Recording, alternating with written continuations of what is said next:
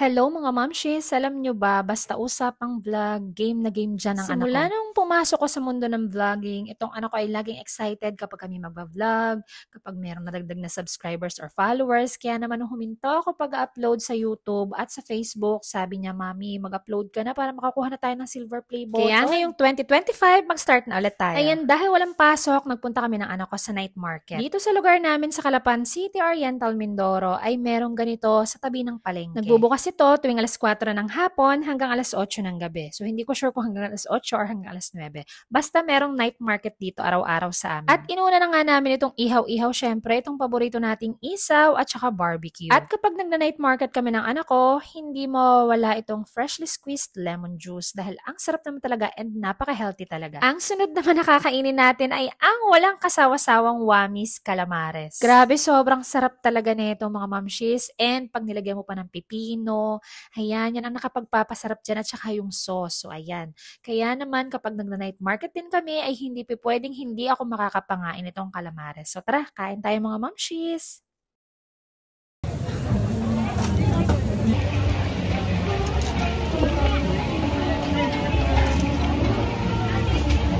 Bye-bye.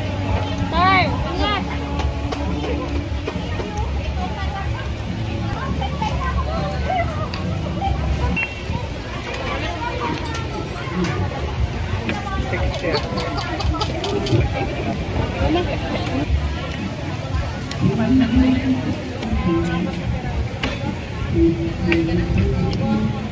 Ang sarap talaga mga mamshis. And isunod na natin ang balut. Alam nyo ba dati hindi ako makain ng balut dahil ng sisiw. Pero ang sarap pala nito mga mamshis.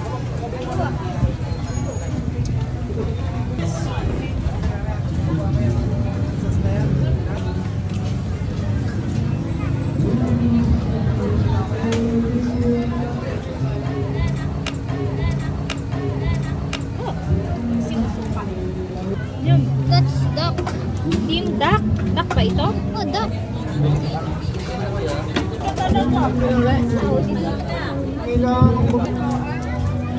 Bagay.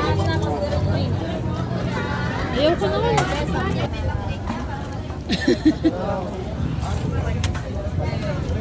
At dahil busog na kami ng anak ko, uwi na kami. Ako lang pala yung busog na busog. Sakto naman na maganda yung panahon, kaya nang motor lang kami ng anak ko. So kung malalaman ito ng strict parents namin, hindi kami papayagan ng nakamotor tapos gabi.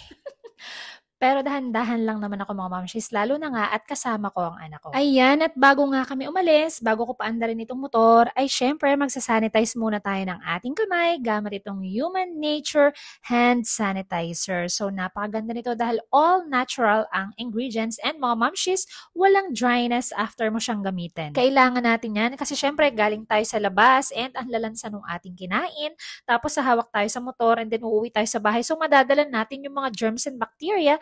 Kaya naman dapat lagi kang merong Human Nature Hand Sanitizer.